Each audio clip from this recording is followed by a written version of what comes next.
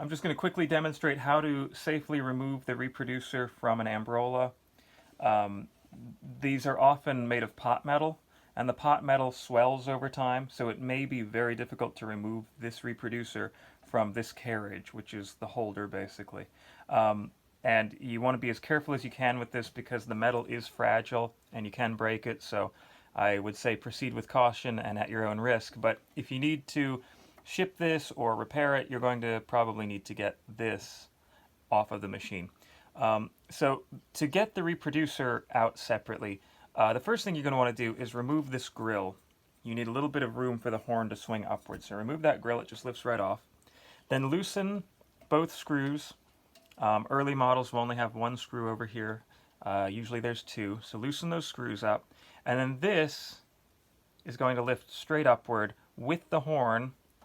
The entire assembly will lift up slightly. So this is obviously very easy to get out. It's already been cleaned and it's not swollen, but you may have a lot of difficulty in doing that. You may have to use oil, being very careful cleaning, but the idea is you just lift it straight upward carefully.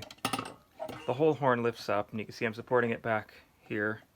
I'm supporting the horn neck, and then this pulls out of the horn neck. And there's the reproducer. And there's the stylus that you want to keep nice and safe. And if you're storing this or shipping it, you want to make sure to pack this very well, very soft, and a lot of cushion around it, and it should be fine. It's much safer off of the machine instead of leaving it to rattle. Now, there is one thing to do.